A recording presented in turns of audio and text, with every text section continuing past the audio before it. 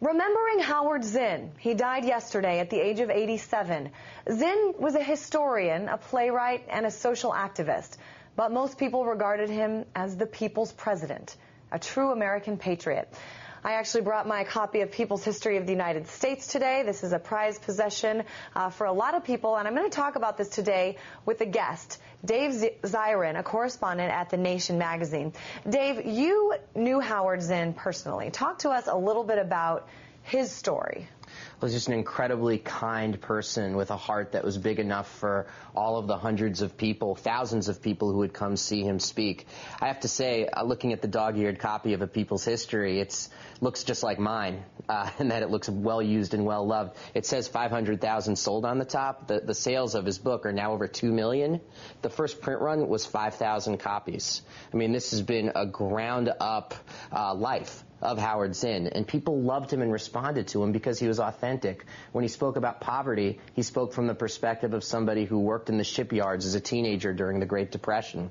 When he spoke against war, he spoke from the perspective of someone who was a bombardier in World War II, something that changed his life forever and changed his outlook on the world. When he spoke against racism, he spoke from the perspective of someone who was a professor at Spelman College, historically black college for women in Georgia, where his students were people who just loved him. People like Alice Walker, who wrote The Color Purple, Marion Wright Edelman of the Children's Defense Fund. I mean, these were his students, and he would get arrested with them when they would go sit in. So he was somebody who people just knew was genuine. He was theirs.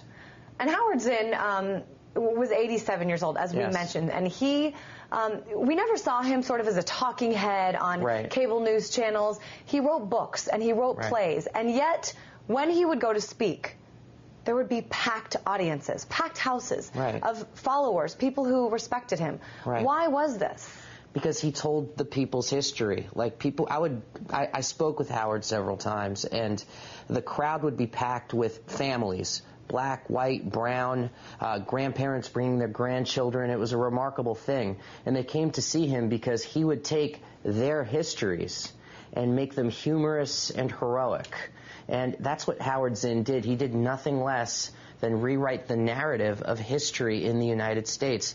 His impact is indescribable, and his loss is terrible. And I have to say, how often are you ever shocked by the death of an 87-year-old? I mean, his life force was still so strong. He was out in California to do another talk.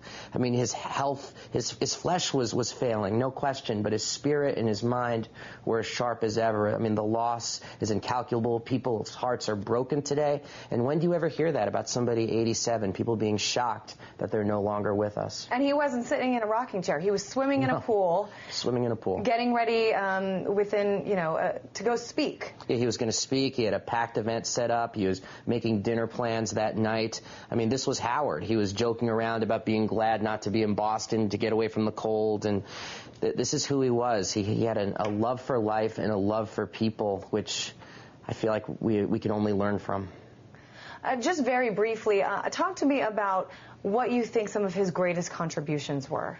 Well, his greatest contribution was actually, I think, teaching a whole generation of people, actually generations of people, and I include myself in these generations, to love history and to claim history. I mean, I grew up hating history in high school. All I knew was that the Magna Carta was in 1215, and I couldn't tell you what the Magna Carta was, but I knew it was in 1215. It was dates, it was dry, it was a series of great men in powdered wigs. Howard Zinn took history, turned it on its head. He said, no, history is about runaway slaves. History is about women who dared to be wild in the 19th and 18th century. History is about labor activists bucking convention and fighting for their rights. And he made us all feel like we could be subjects of history as opposed to history's victims. That's who Howard was. He empowered us, and that's why his loss is felt so strongly. All right. Dave Zinn, thank you so much for joining us. Dave Zinn is a correspondent with The Nation magazine.